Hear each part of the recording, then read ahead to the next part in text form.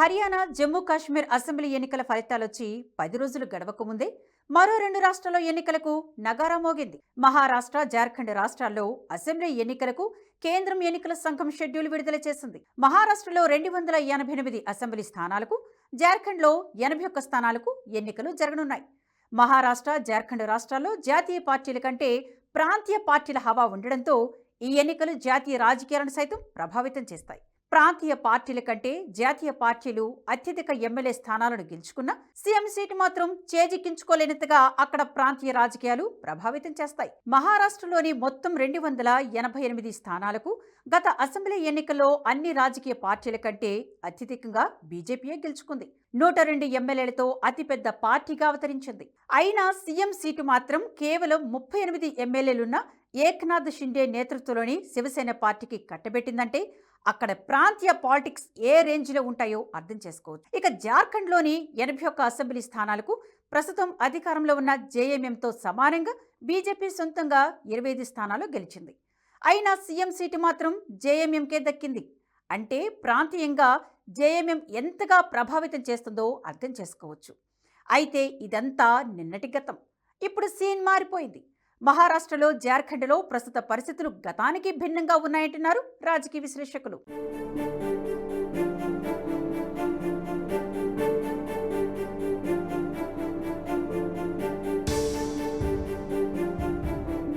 మహారాష్ట్రలో 2019 అసెంబ్లీ ఎన్నికల తర్వాత మొదట కాంగ్రెస్ మద్దతుతో శివసేన అధికారంలో ఉన్న అది కాస్త 3 నాళ్ల ముచ్చటగానే మారింది. 3 ఏళ్లలోనే శివసేనలో వచ్చిన విభేదాలు ప్రభుత్వాన్ని కూల్చేశాయి.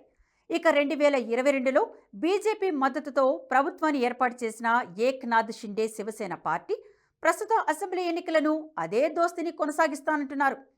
నిజానికి శివసేన ఎన్డీఏ కూటమితో భాగస్వామ్యం నేటిది కాదు. 1998లో వాజ్పేయి నేతృత్వంలోని ఎన్డీఏ నాటిది. నాటి నుంచి 2019 వరకు కొనసాగిన 2 పార్టీల భాగస్వామ్యాన్ని 2019లో కాంగ్రెస్ బ్రేక్ చేసింది.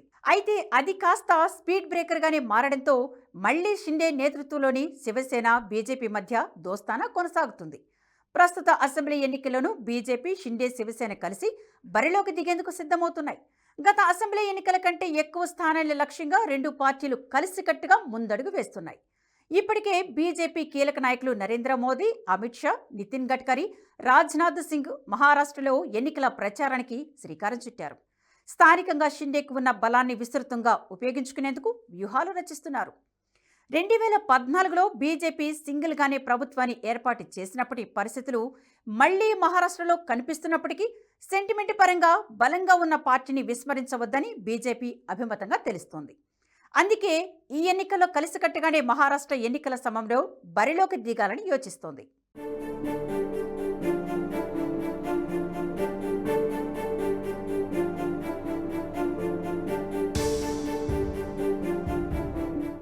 ఇక దేశంలో అంతకంతకు అధికారాన్ని కోల్పోతూ ప్రజాదరణ కోల్పోతున్న కాంగ్రెస్ పార్టీ పరిస్థితి మహారాష్ట్రలో గతానికంటే దిగజారిందన్న చర్చ జరుగుతోంది. మహారాష్ట్ర కాంగ్రెస్లోని అంతర్గత కుమ్ములాటలు, ప్రాంతీయంగా ఉన్న బలాన్ని సద్వినియోగం చేసుకోలేని తత్వం కాంగ్రెస్ కేడర్ను స్థానికంగా నిర్వీర్యం చేస్తున్నాయి. ఇటీవలే అమరావతి ఎమ్మెల్యే సుల్భా కోట్కేపై కాంగ్రెస్ 6 ఏళ్ల పాటు సస్పెన్షన్ వేటు వేసింది. పార్టీ వ్యతిరేక కార్యకలాపాలకు పాల్పడుతున్నాయన్న ఆరోపణలతో ఆమెపై చర్యలు తీసుకుంది కాంగ్రెస్ పార్టీ. ఇలాంటి వారు ఒకరిద్దరు కాదు, చాప కింద నీరులా అనేక మంది ఉన్నారన్నది కేడరు మాట. క్షేత్రస్థాయిలో పార్టీ పటిష్టతపై దృష్టి సారించకుండా పక్క పార్టీల వ్యవహారాలను చక్కదిద్దడమే తమ పనిగా పనిచేస్తున్న కాంగ్రెస్ నాయకత్వంపై స్థానికంగా వ్యతిరేకత పెరిగిపోయింది. ఇక ఇండి కూటమిలో భాగస్వామ్య పార్టీలు సైతం కాంగ్రెస్ తీరును తప్పుపడుతున్నాయి.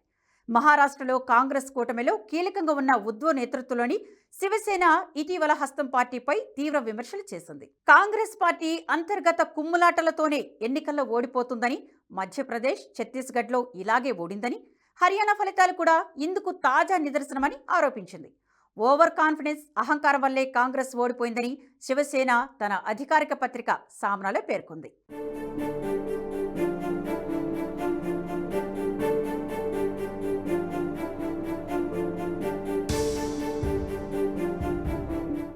ఇక దశాబ్దాల పాటు మహారాష్ట్ర పాలిటిక్స్లో చక్రం తిప్పిన Nationalist Congress party chief Sharad Pawar ఈసారి కూడా తన రాజకీయ చాణక్యతను ప్రదర్శిస్తానని చెబుతున్నప్పటికీ క్షేత్రస్థాయిలో పరిస్థితులు అందుకు భిన్నంగా ఉన్నాయన్న వాదన వినిపిస్తుంది. 84 ఏళ్ల శరద్ పవార్ మాట వినేవారు పార్టీలో వేళ్లపై లెక్కించవచ్చన్నది రాజకీయ పండితుల మాట. ఎన్నికల ప్రచారంలో ఆయన ఎన్ని వాగ్దానాలు చేసినా పట్టించుకునే పరిస్థితిలో పార్టీ కార్యకర్తలే లేదన్నది కాదనలేని వాస్తవం. ఇటీవల ఓ సభలో శరద్ పవార్ ప్రసంగిస్తుండగానే ఆ సభలోని కొందరు యువకులు 84 ఏళ్లని పవార్ వయసును గుర్తు చేస్తూ ప్లకార్డులు ప్రదర్శించడం కలకలం రేపింది. ప్లకార్డులు ప్రదర్శించిన వారికి అదే సభలో పవార్ బదులిచ్చారు. మీరేమీ బాధపడకండి, మనది సుదీర్ఘ ప్రయాణం.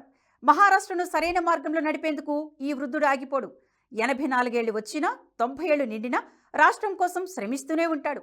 అప్పటి వరకు విశ్రమించేది లేదు, నా ప్రయాణం కొనసాగిస్తూనే ఉంటానని శరద్ పవార్ వ్యాఖ్యానించారు.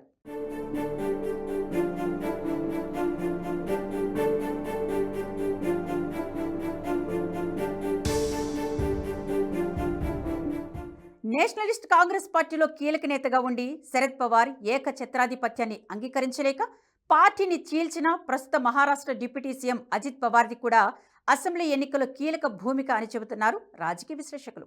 40 మంది ఎమ్మెల్యేలున్న తన పార్టీ ప్రస్తుత అసెంబ్లీ ఎన్నికలను అంతకంటే ఎక్కువ స్థానాలను కైవసం చేసుకుంటుందని ధీమాగా ఉన్నారు. శరద్ పవార్ నుంచి విభేదించి ఎన్సీపీని చీల్చిన తర్వాత పవార్ కంటే ఎక్కువ బలం అజిత్కే ఉందంటున్నారు రాజకీయ పండితులు.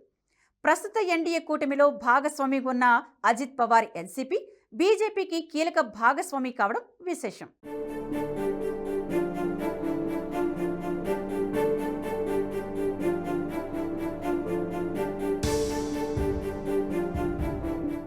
ఇక జార్ఖండ్ విషయానికి వస్తే 81 అసెంబ్లీ స్థానాలున్న జార్ఖండ్లో గత అసెంబ్లీ ఎన్నికలో జేఎంఎం బీజేపీ పార్టీలకు సరి సమానంగా ఎమ్మెల్యేలు గెలుపొందారు. చెరో 25 మంది ఎమ్మెల్యేలు ఉన్నప్పటికీ జేఎంఎం ప్రభుత్వ ఏర్పాటులో కీలక పాత్ర పోషించేందుకు అనేక కారణాలున్నాయి. ప్రాంతీయ శక్తిగా ఎదిగిన జేఎంఎం పట్ల ప్రజలు ఎంతో కొంత సెంటిమెంట్ కలిగి ఉన్నారు. జార్ఖండ్లో ఇన్నాళ్లు సాగిన ప్రాంతీయ పార్టీల హవా తగ్గిపోతూ వస్తుంది. చంపై సోరెన్ లాంటి నాయకులు బీజేపీలోకి వెళ్లడంతో అక్కడ కమలం పార్టీలో నయాజోష్ వచ్చింది. గిరిజన నేత అయిన చంపై సోరెన్కు జార్ఖండ్ టైగర్గా పేరుంది. 1990లో జార్ఖండ్ ప్రత్యేక రాష్ట్రం కోసం ఆయన పోరాటం చేశారు. 2000లో బీహార్ నుంచి జార్ఖండ్ ప్రత్యేక రాష్ట్రంగా ఏర్పడింది. 1991లో అవిభక్త బీహార్లోని సరాయికేలా అసెంబ్లీ నియోజకవర్గానికి జరిగిన ఉప ఎన్నికలో స్వతంత్ర అభ్యర్థిగా పోటీ చేసి గెలుపొందారు. ఆ తర్వాత జేఎంఎం టికెట్పై 2000 సంవత్సరం, 2005, 9, 2014, 2019లో వరుసగా గెలుపొందారు. జేఎంఎం నాయకుడు ప్రస్తుత ముఖ్యమంత్రి హేమంత్ సోరెన్ అవినీతి వ్యవహారం పార్టీకి మాయను మచ్చలా తయారైంది. ఎన్నికల దగ్గర పడుతున్న నేపథ్యంలో ఇప్పటికే జార్ఖండ్లో బీజేపీ స్పీడ్ పెంచింది. కేంద్ర మంత్రి శివరాజ్ సింగ్ చౌహాన్ దగ్గరుండి పార్టీ వ్యవహారాలను చక్కబెడుతున్నారు. ఈ నేపథ్యంలో జార్ఖండ్లోనూ బీజేపీకి ఈసారి తిరుగులేదన్న టాక్ వినిపిస్తుంది. మారుతున్న సమీకరణాలు, ఇటీవల ఎన్నికల ఫలితాలతో మొత్తం మీద ఉత్తరాది నుంచి దక్షిణాది వరకు బీజేపీ తిరుగులేని శక్తిగా ఎదుగుతుందని చెప్పడంలో అతిశయోక్తి లేదంటున్నారు రాజకీయ నిపుణులు. అదే సమయంలో రోజురోజుకు పడిపోతున్న కాంగ్రెస్ గ్రాఫ్తో ఫ్యూచర్ లేని పార్టీగా తన స్థాయిని దిగజార్చుకుంటోందని అభిప్రాయపడుతున్నారు. గత అసెంబ్లీ ఎన్నికల్లో కేవలం 17 అసెంబ్లీ స్థానాలకు పరిమితమైన కాంగ్రెస్కు ఈసారి అన్ని స్థానాలు కూడా దక్కకపోవచ్చన్న టాక్ వినిపిస్తోంది. ఛత్తీస్గఢ్, రాజస్థాన్, మధ్యప్రదేశ్, జమ్మూ కాశ్మీర్, హర్యానాలో జరిగిన అసెంబ్లీ ఎన్నికల్లో మెజారిటీ స్థానాలను కైవసం చేసుకొని ప్రభుత్వ ఏర్పాటులో కీలక భూమిక పోషించిన బీజేపీ అటు మహారాష్ట్రలోనూ ఇటు జార్ఖండ్లోనూ పెద్దన్న పాత్ర అన్న చర్చ జోరుగా సాగుతోంది. బీజేపీ కీలక నాయకులు నరేంద్ర మోదీ, అమిత్ షా వ్యూహాల ముందు కాంగ్రెస్ కంగుతినక తప్పదని పలువురు సీనియర్ పొలిటీషియన్లు సైతం అభిప్రాయపడుతున్నారు.